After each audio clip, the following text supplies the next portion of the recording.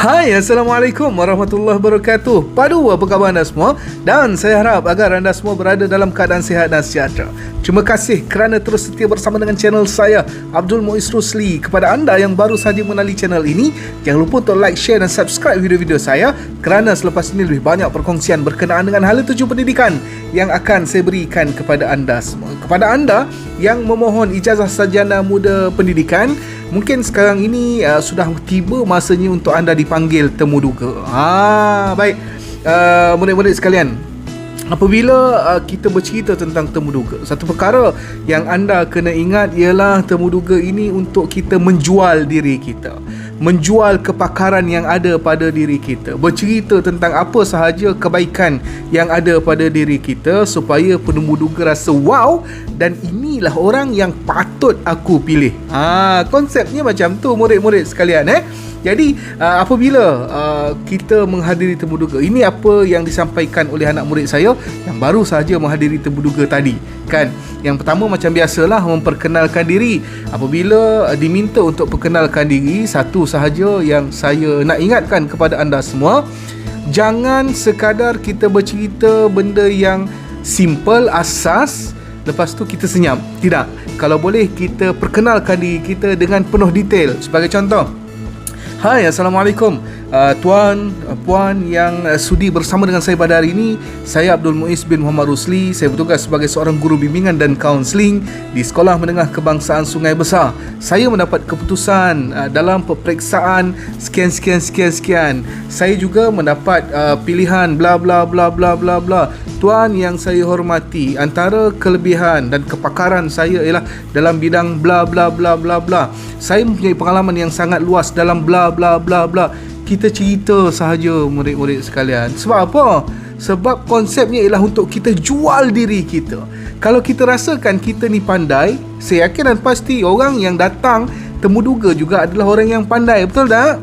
Kalau kita rasakan kita petah berkata-kata, orang lain pun mungkin pandai juga berkata-kata, tetapi kita kena keluarkan apa yang tidak ada pada orang lain yang ada dalam diri kita, supaya penemuduga rasa wow, bestnya dia ni dan aku kena ambil dia ni. Macam tu. Okey, kemudian bila dah perkenalkan diri, kita kena tahu serba sedikit berkenaan dengan isu-isu semasa. Sebagai contoh, kalau kita menghadiri temuduga pendidikan, at least kita kena tahulah siapa Menteri Pendidikan, Timbalan Menteri Pendidikan, kan? Kemudian kalau nak masuk universiti, kena tahulah siapa Menteri Pengajian Tinggi. Dan kalau kita nak masuk UPSI, mungkin kita boleh tahu juga siapakah Naib Chancellor dan sebagainya, kan? Berkenaan dengan UPSI, berkenaan dengan isu-isu pendidikan, PDPR, berkenaan dengan sambung belajar dan macam-macam lagi, isu-isu semasa yang perlu kita tahu. Sebab kalau ikutkan anak murid saya tadi, dia ditanya siapakah Menteri Pendidikan, kemudian anak murid saya ini dari Selangor, ditanya pula siapakah Menteri Besar Selangor. Nampak tak? Itu antara soalan common yang mungkin kita rasa macam aku tak sangka lah dia akan tanya soalan ni.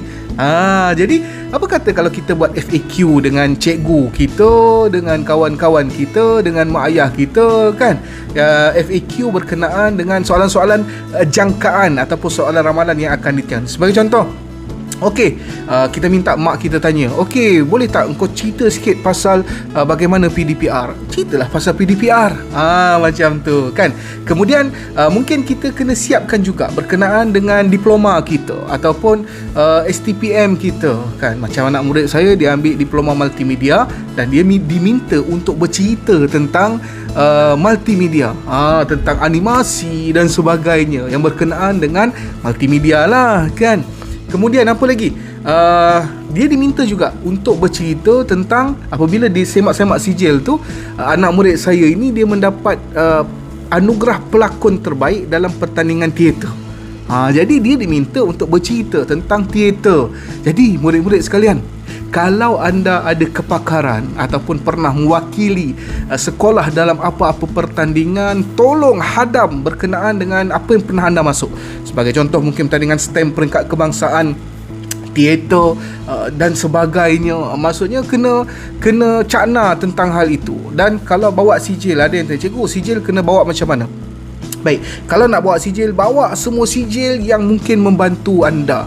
Kan, tak payahlah sampai sekolah rendah, mungkin di sekolah menengah ambillah yang tingkatan 5 kan, sijil-sijil peringkat tertinggi, kemudian di peringkat STPM ataupun diploma dan sebagainya, bawa. Kalau rasakan perlu bawa beg tarik itu pun bawa juga, tak ada masalah. Nampak tak murid-murid sekalian? Okey, seterusnya ada juga soalan yang ditanya berkenaan dengan bahasa Inggeris. Jadi kenalah juga tahu serba sedikit berkenaan dengan bahasa Inggeris. Soalan apa? Tu saya tak boleh nak jangka lah kan, sebab soalan itu memang daripada penembu duga. Jadi saya kira setakat itu sahajalah yang boleh saya kongsikan kepada anda berkenaan dengan temuduga pendidikan lepasan STPM dan setaraf. Selebihnya anda bolehlah fikir-fikirkan sendiri, carilah isu-isu berkenaan dengan pendidikan dan sebagainya supaya anda terbuka. Kalau mereka tak tanya, okey. Kalau mereka tanya tak dapat jawab, pisang bang, pisang. Baik, pakaian tu saya kira semua dah sedia maklum lah. Janganlah pula pakai pakaian yang tali leher tu, biarlah tali leher yang sempurna, bukan tali leher K-pop yang nipis. Pakai baju yang orang kata apa, baju slim fit. Bukan tak boleh, tak sesuai untuk menghadiri temu duga. Pakailah baju yang proper. Kalau boleh pakai kot, pakai kot. Kalau boleh pakai songkok, pakai songkok. Ingat, temu duga adalah waktu untuk kita menjual diri kita supaya kita dipilih oleh orang yang nak mengambil kita. Baik, saya kira setakat saja. Stop wishing, start doing. Fikir-fikirkan, mudah-mudahan segala impian anda akan jadi kenyataan. Assalamualaikum warahmatullahi wabarakatuh. Padu.